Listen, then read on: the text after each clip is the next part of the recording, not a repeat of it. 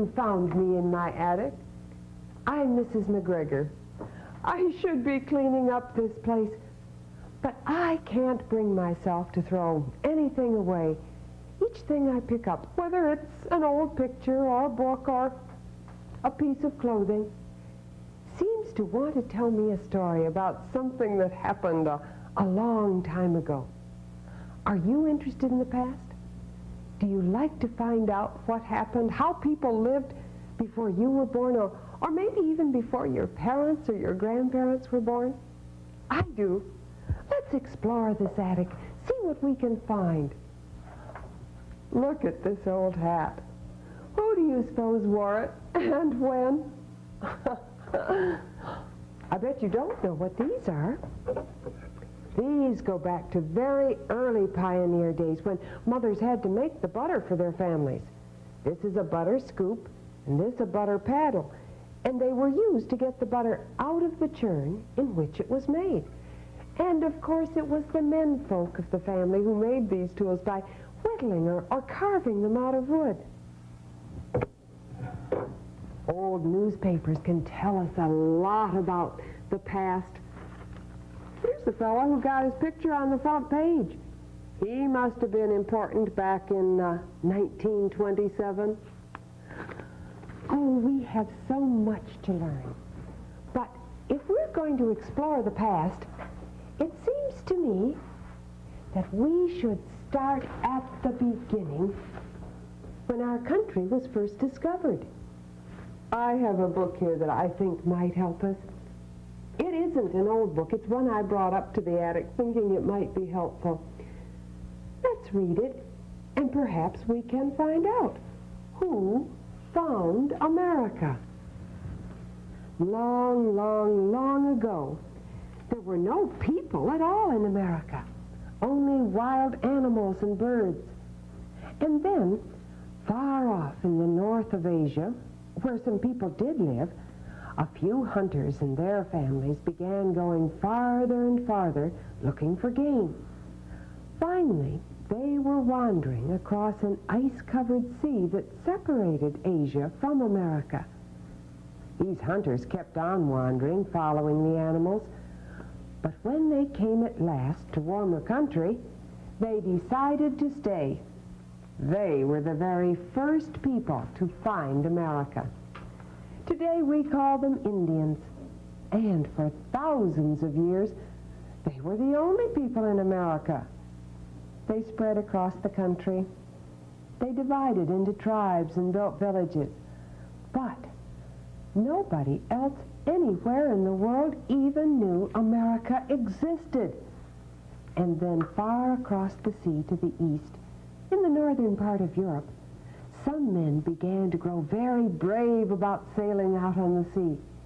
A few of them sailed farther and farther and farther until at last they came to a northern part of America.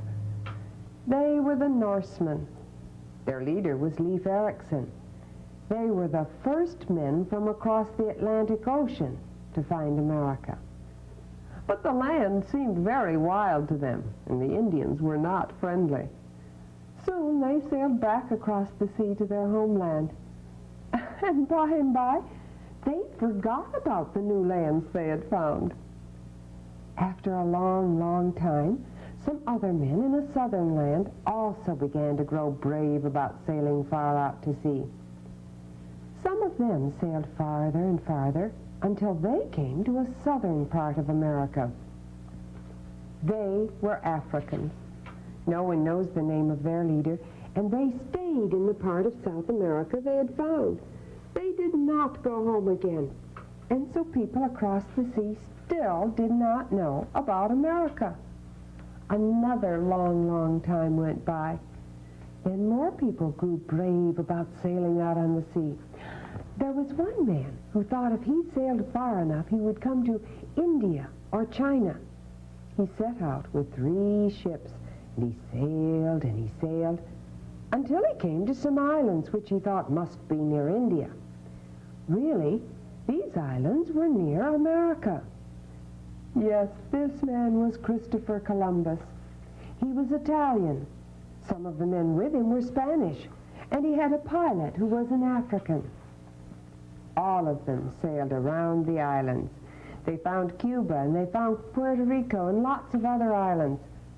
Then they sailed back home, and they told everybody about the new lands they had found.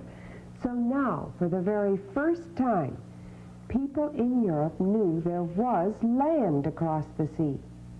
More and more of them began coming. Men from England came and sailed along the northern coast of America. Men from Holland came. A Spaniard named Ponce de Leon came, and he went on past the islands that Columbus had found, and he landed on North America itself, where Florida is today. Lots of other Spaniards came, and some Africans too. Why, there was an African named Esteban who was shipwrecked off Florida. When he got to land, he walked all the way from Florida through what is now Alabama and Mississippi and Louisiana and farther yet to Mexico. Then he took another trip up into the hills and deserts of New Mexico. There he met the Indians who lived in pueblos. Soon more and more and more people, men and women and children too, were coming from across the sea and settling in America. Spaniards came and built towns in Florida and the far west. Men came from England and settled in Virginia. After a while, some Africans were also landed there, and they all began making farms. Then those English men and women whom we call pilgrims came, and they settled on the coast of Massachusetts. Some people came from Holland, and they settled farther south and started the town we now call New York. Some men came from France, and they settled up in Canada along the great northern rivers. Who found America? All of them were finding America, and there was still more of America to discover. The towns along the coast grew bigger and bigger, but there was much, much more land away from the coast, land only the Indians knew, and now men began exploring that land. There was a man named Daniel Boone who went farther and farther inland, into the woods where the bears and the Indians were. He found that part of the land which is now Kentucky and Indiana. There was a man named Jean de Sable who went up the Mississippi River into much the same sort of wild country. He finally started a trading post that has become Chicago. And there were more and more and more people from every land across the sea finding America. And all the while they were doing that, something else was happening too. They were all becoming Americans themselves. Not Spaniards, not Englishmen, not Dutchmen, not Frenchmen, not Africans, but Americans. And so, when kings across the sea tried to make laws for them as if they still belonged in Europe, the people suddenly realized those laws did not fit them anymore, and they fought to be free. The first man to fall in the fight for liberty was an American named Crispus Attucks. Oh, all kinds of Americans helped in the fight after that. Paul Revere, Molly Pitcher, Salem Poor, quite a few Indians too, and of course George Washington. And finally, they were free to be Americans. Who had found America? All of them. And all kinds of people have kept on finding America ever since. You find America one way or another every day. And that was Who Found America by Joanna Johnston. The last thing the author said was you find America one way or another every day. And that's exactly what we're doing here in the attic.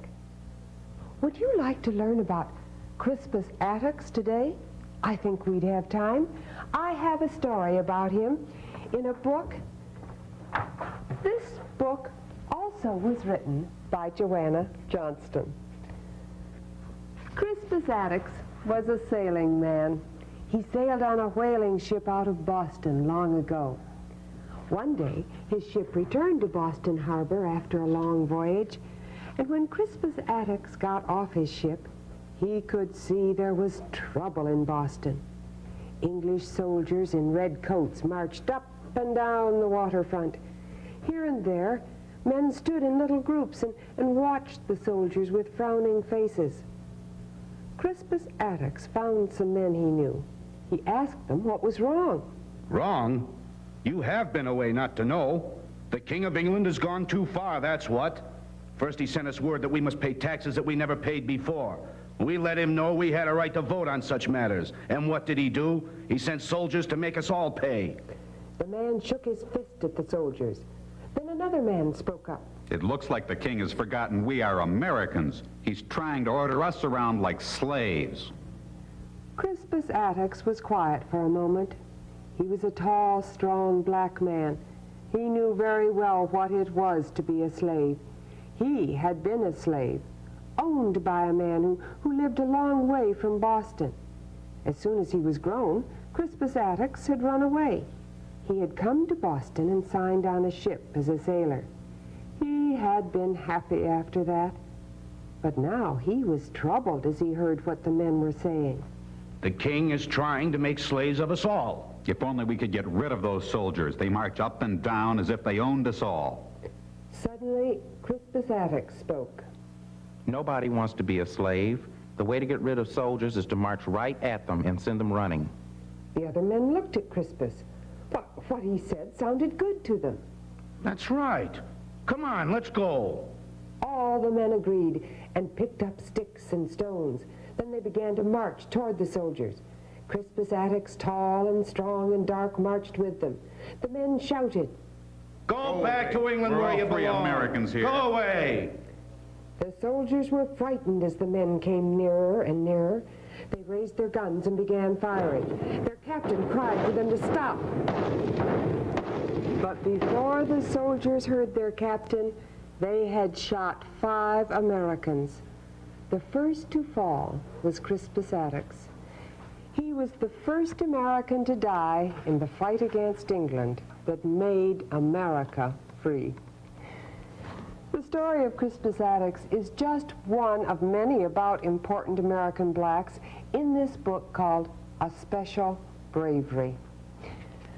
Oh, there are so many people and so many things that have happened that we should know about if we're going to understand this country that we call home. Oh, we're going to have fun here in the attic, and when you come back, we're going to share another story about America. I'll see you then. Goodbye.